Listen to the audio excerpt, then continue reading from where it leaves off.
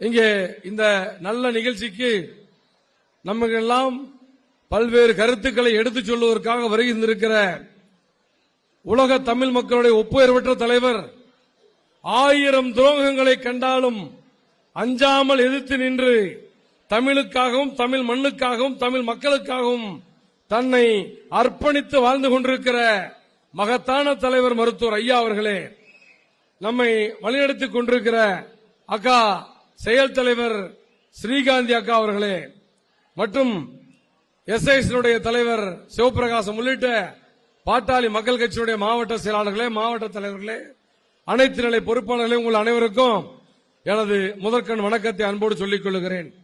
இன்றைக்கு நடந்து கொண்டிருக்கிறது ஒரு போர், ஒரு குருச்சேத்திர போர் நடந்து கொண்டிருக்கிறது.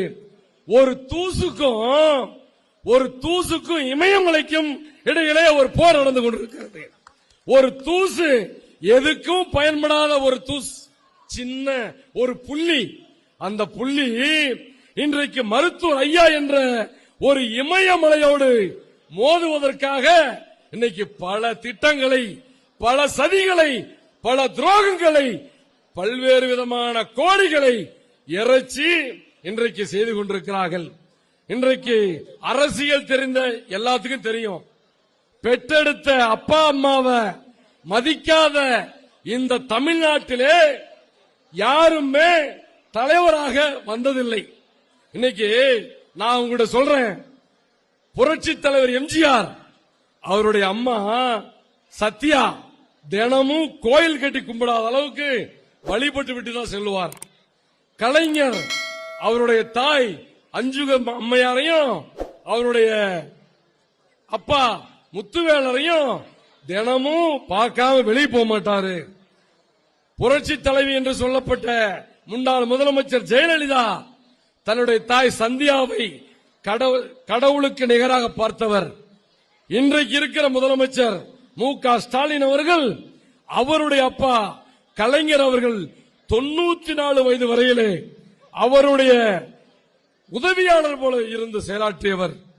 நம்முடைய முன்னாள் முதலமைச்சர் அண்ணன் எடப்பாடியார் அவர்களை பொறுத்தவரையிலே வாரத்தில் ஒரு நாள் தான் பெற்றெடுத்த தாயோடு உணவருந்துவதையே மிகவும் பெரிய பாக்கியமாக கருதியவர்.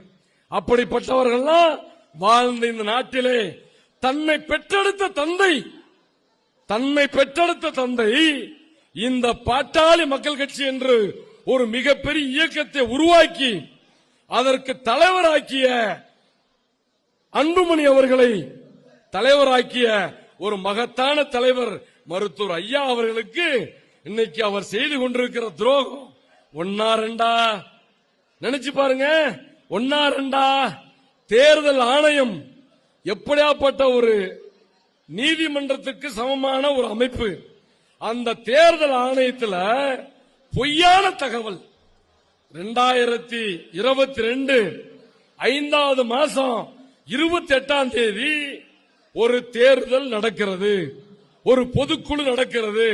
அந்த பொதுக்குழுவிலே மருத்துவர் ஐயா அவர்கள் ஒரு முன்மொழிகிறார், தலைவராக அன்புமணி அவர்களை முன்மொழிகிறார். அன்றைக்கு மருத்துவர் ஐயா அவர்களாலே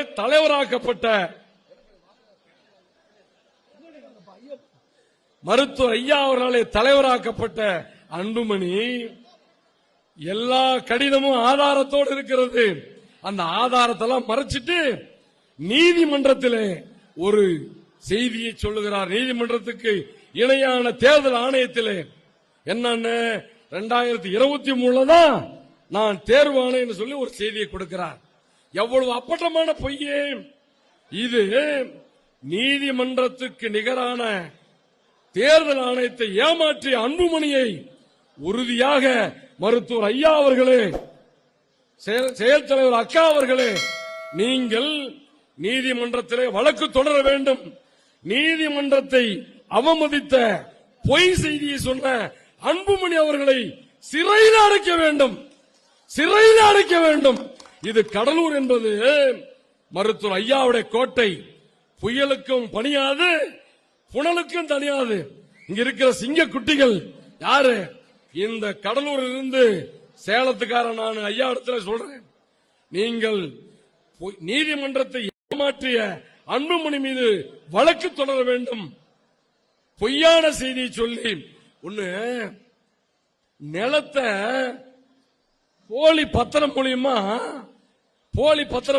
நிலத்தை புடுங்கிறத நம்ம பார்த்திருக்கிறோம். ஆனா இங்க ஐயா 46 ஆண்டு காலம் உழைத்து உருவாக்கிய கட்சியை திருடுறாங்களேப்பா, எவ்வளவு கொடூரம்!